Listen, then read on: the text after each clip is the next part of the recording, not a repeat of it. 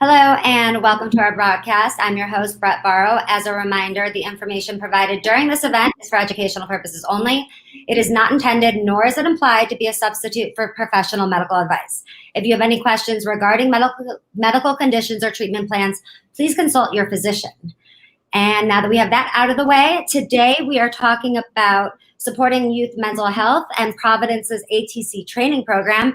Joining me during this live event is Dr. Jerry Turgeson, Clinical Manager of Behavioral Health Integration and Training Director for Providence Medical Group Oregon Psychology Training Programs, and Dr. Elisa Rudd, Training Director for all of Providence Medical Group's Psychology Training Programs in the Oregon region, and Regional Behavioral Health Clinical Manager. And wow, you guys have really long titles.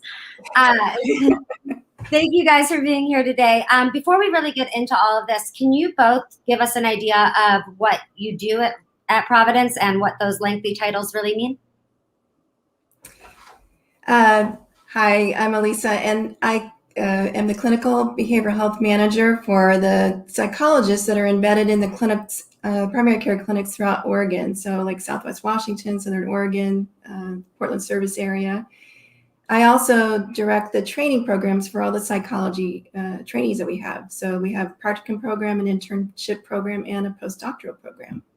Wow, that's a lot. I'm Jerry Turgeson. I'm also a psychologist by training and serve as a clinical manager for the Oregon region. I support our psychologists who are similarly embedded in integrated primary care settings.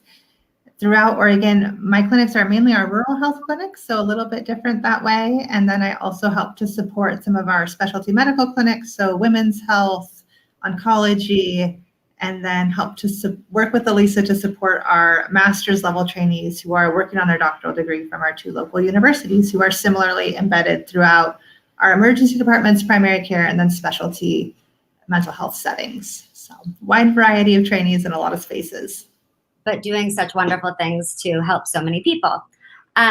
So this program is pretty unique to Providence. So can you guys tell us, or one of you tell us what this program is so that people have an idea? Yeah, our athletic trainer program? Yes. So we're lucky enough with Providence that we get to work with a wide variety of individuals in a wide variety of settings. So our sports medicine team has a really amazing partnership with our local school districts that includes our athletic directors. So we are very aware with the pandemic and all of the pieces that have been happening throughout 2020 about the significant impact that this has had on adolescents and their mental health. And as we think about how to support kids creatively, and then as kids start to move back into spaces like education and athletics and are getting to participate in sports again, really recognizing and honoring that it is more likely than not that the first person to come into contact with a child or adolescent who has a mental health concern or who might be in crisis is going to be their peers, their coaches, or their athletic director. And so wanting to make sure that these individuals really have an appropriate level of understanding around what adolescent mental health looks like, and then making sure that they have the resources and supports that they need to be able to respond well and help get these kiddos connected in crisis. I would love to say that every adolescent is going to come into contact with a psychologist whenever they need it, and we know that that's not likely to be the case. So I want to make sure that our communities are well prepared as well. So how did this, I guess maybe Dr. Rudd, you can answer this one, but which internal Providence groups were involved in creating this? So we have different work groups among our psychology team, and one of the work groups is a pediatric and adolescent work group, and it's those that either work with that population in their clinics, so we have some pediatric psychologists in that group, or they just have a special interest and background and experience in that. And so they've done a lot of work in partnering with us to provide this, facilitate this training for the folks that are in the athletic training program. And why did this all start? What was the goal? Jerry was kind of a spearhead. She's kind of led this, and it sounds incredible. Yeah, I think the goal really has been this long-standing overarching recognition of the the prevalence and the impact that mental health has on our youth and adolescents, and they're primarily an underserved population when it comes to engagement in healthcare. So I am lucky enough to partner with a couple of my clinics in their local school districts, and we're just really very acutely aware of the impact of mental health and suicide risk for adolescents. So this has been a long-standing partnership, and then we've just found some opportunities where we can continue to grow and expand the nature and the way that we're able to support each other. So these educational CMEs became a new way to expand the support that we're offering our local communities. Can you tell us what are all the components or the modules for the training? Like, what does that entail? Yeah, so we put together, in conjunction with Work to Be Well, there's been kind of this push to create curriculum that is available and accessible for our schools. So we utilize the Work to Be Well curriculum as kind of a foundational point that we could jump off to, because there's already a number of great resources that were available. The modules that we focused on for this series, we did 6 different trainings, included ECPR, which is emotional CPR, kind of how to respond to an adolescent who is in crisis or experiencing suicidality. We did depression and anxiety. We did a mindfulness and kind of a coping skills unit. Oh, wow. Chemical dependency and substance use was another module that we did. And I think that's all of them. I think I got all 6. It's almost a train the trainer type of thing, where we provide them with the tools that if they encounter these things, they have enough layman's knowledge to be able to know how to handle the situation. So and the feedback from all of the participants has just been outstanding. It sounds like an incredible program. How do you think that sports and coaches and teens' mental health really do intersect? Because obviously there is a lot of, it's very symbiotic. But how I guess, Jerry, do you think that they intersect? There is a huge relationship between all of these areas. So I think if we step back and we look at just rates of mental health for adolescents in general, that kind of common age of onset for mental health considerations is right around 14. So where adolescents are in this early onset, it's where mental health starts. They're really amenable to the development of coping strategies, and early intervention is so key. So we know that that's a vulnerable group that really benefits from intervention in and of itself. And then we layer on sports and athletics. And I think that there's 2 sides to that sports and athletics are an incredible positive outlet for teens. It's good social connection. There's team building support. There's a lot of really positive mentorship that can happen. So I think sports and extracurriculars are in and of themselves a really amazing opportunity for all students and all adolescents. And then with that, we know that some of our athletes are really competitive, and they have a tendency to be a bit perfectionistic, and they're very performance oriented and very performance driven.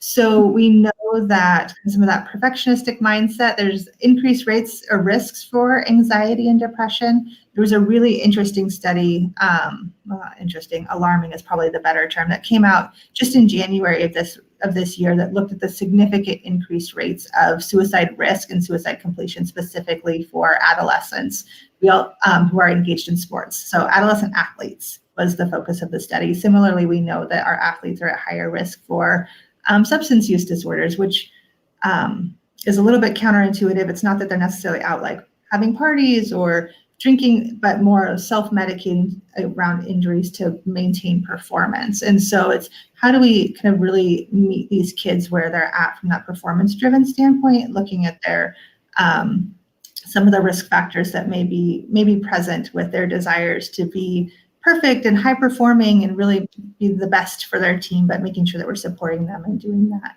in a really helpful way. So we have really great supportive groups of folks who are there, who are helping to support these kids, who have a lot of real-time, moment-to-moment experiences with them, with our coaches and our athletic trainers, which puts them at the space to be on the forefront of really recognizing when maybe we're having shifts away from kind of healthy levels of engagement or healthy levels of performance, then maybe shifting into more of a space that would benefit from some mental health support or intervention that way.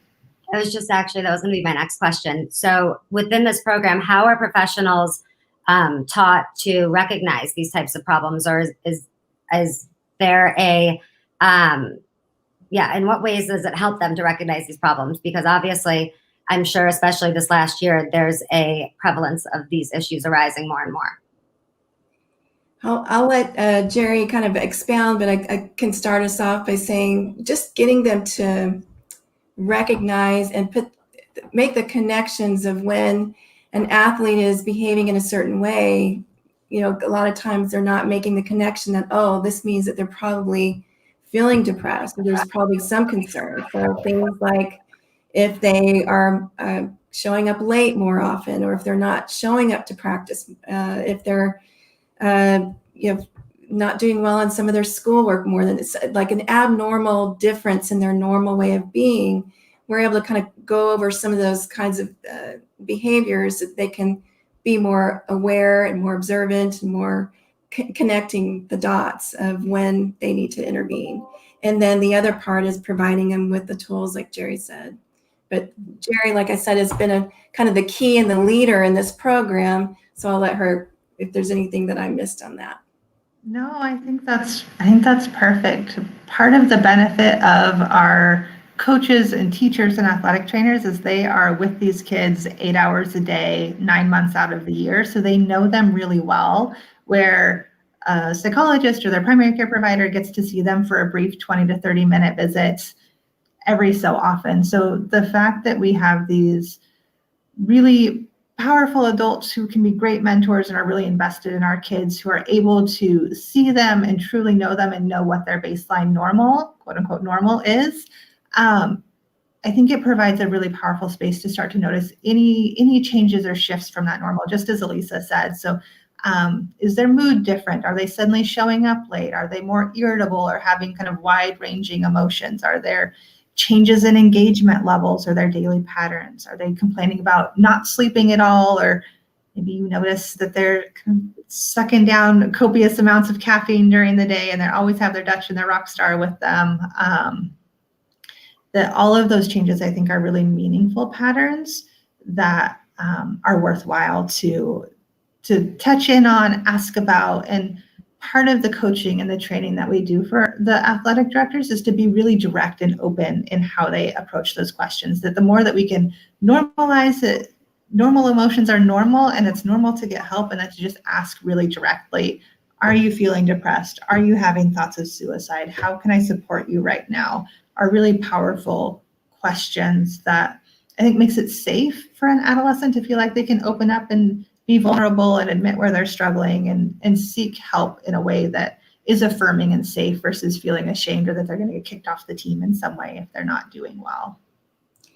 And to speak to that, as we know, access and trust are two big things for this group. So on the access in general for everyone right now for mental health is really, really a struggle for many people, and particularly for our adolescents and athletes, particularly for those that tend to be more high performance focused.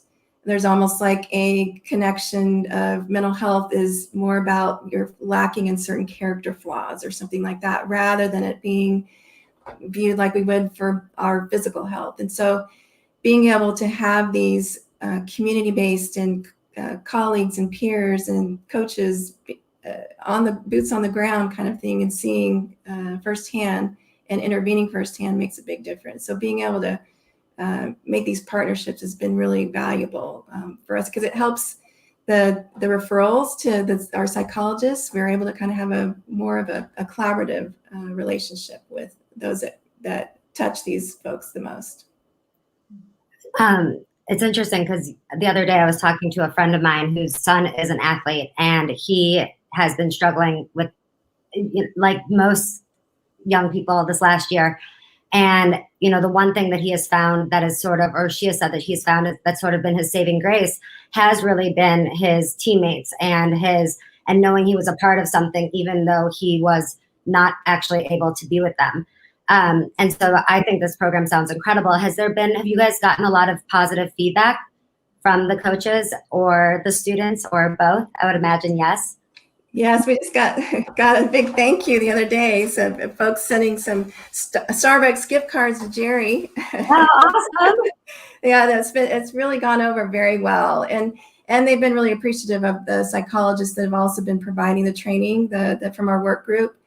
When it's all through Teams, so it's all virtual, and so we'll co-facilitate some, and then the other psychologists will co-facilitate, and we're still part of those chats that come up in Teams, and so we'll see all just the great reviews, like, oh, thank you, this is so helpful, and yeah, so it's been an overwhelming positive reception for sure. That's incredible. Extremely positive. I think the exciting thing for us is that there's been an ask for more. And so kind of how do we make this be an annual event and kind of continue to expand on those areas where there's an identified interest and need from our athletic trainers for that increased support. I would imagine too that for a lot of these trainers and coaches, I mean, they really do, these kids become sort of like their family in some ways, and they're very protective of them. So and I'm sure that a lot of them have not had this type of training previously. So, sort of going in and caring so much and not really knowing what to do to help these kids, I'm sure at times has been very hard. So this sounds like it has a lot of benefits. What are some of the benefits that you've seen in terms of the students, or have you heard of? I think, so a couple of things that have been, I think, positive feedback that I've received from some of our athletic trainers and coaches is feeling like they're better able to facilitate conversations so that when adolescents approach them, they feel like they have the words to say or some phrasing to open up the conversation, and they feel less frightened as coaches and athletic trainers to open up the conversation, because I think there's a little bit of that two-part, that they do really care about these kids. They do kind of become a family. They are really connected. And sometimes when we're in that space where we care so much, we feel like then we have to be the one to own their health and their well-being. And so it can be also like simultaneously a huge burden of, I am now responsible for keeping this kid safe because I asked about their suicide risk, versus them really feeling like they have some more tools and resources that if I open up this conversation about suicide and risk, I know how to respond. I know how to connect for help. I know how to get kids plugged in with resources. So there's almost, I think there's two-part that it's safer to open up the conversation. They know more around what's in their scope as a trainer, and then having the resources to get kids connected, whether it's with the youth line or Lines for Life or a local crisis line or one of our behavioral health providers in primary care, or any other local community resource that they might have access to. I think there's just an increased sense of confidence that, again, makes it safer and more normal for these kids to be able to engage in these really meaningful conversations. Yeah, I think one of the things that was really interesting early on, it was in that first module, there was a lot of anxiety about, well, what do we do if we ask this question, or how am I going to, and it was very much of a parallel process. I think a lot of times these coaches and athletic trainers have had an athletic background as well. And so that perfectionistic tendency really is in them as well. And so they think that they're responsible for all the things, like what a psychologist would do, for example.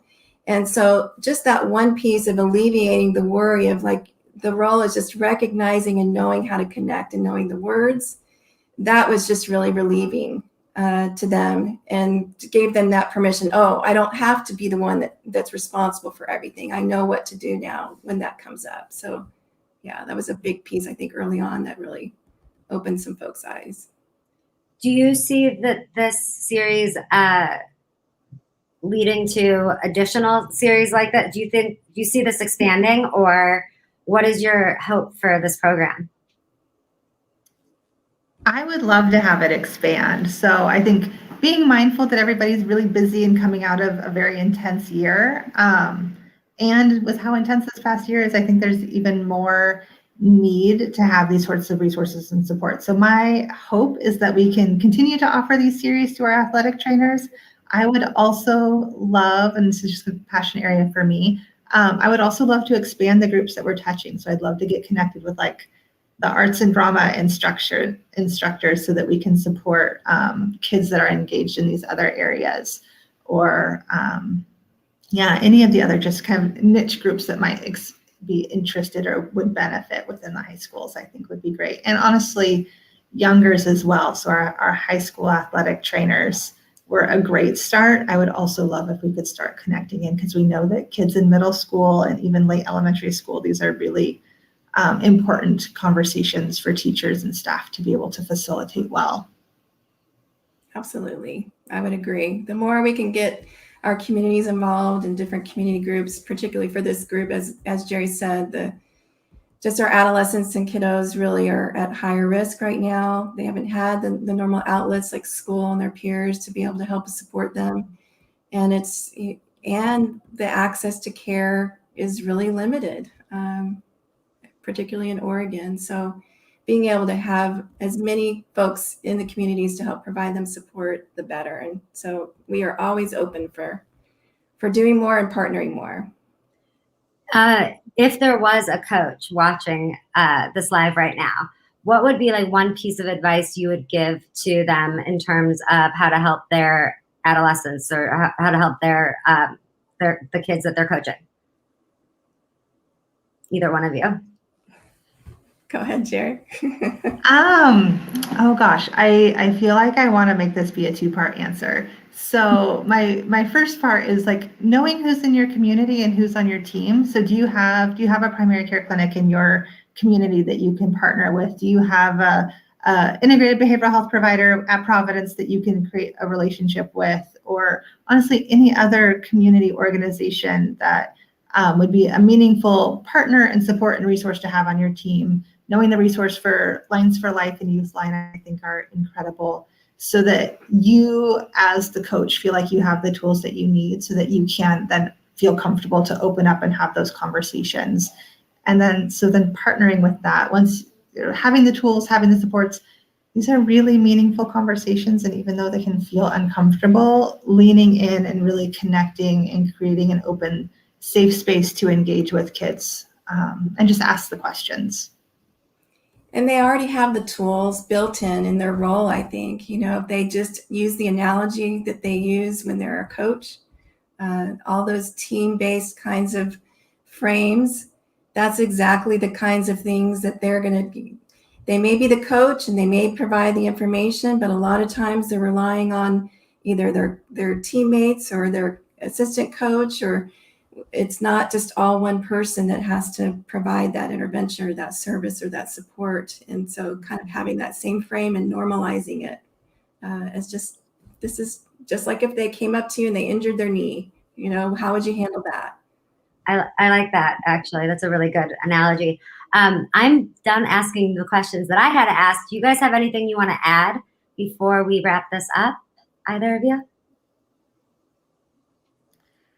No, I think we covered lots of really good things. I just continuing to highlight that space of opening up these conversations and making sure we're asking questions of our adolescents and really authentically hearing them without dismissing their emotional experience is just such a key space for this age. I would agree 100%. Dr. Rudd, anything else you want to add? Just embracing that mental health is normal. We oftentimes are able to sit with folks when they're having physical pain. Let's get used to and comfortable with sitting with folks with their mental and emotional pain. I love that. I think that's so important, especially as we continue to move forward this right now and everything that we've all gone through. But we've done everything. I've asked all the questions. So thank you both for joining me today, and to everyone for listening and sending in your questions. If you're looking for medical advice, please visit providence.org and make sure to follow us on social media at Providence on Twitter and under Providence Health System on Instagram, Facebook, and LinkedIn. Thank you again, Elisa and Jerry, and we will see you all soon. Bye.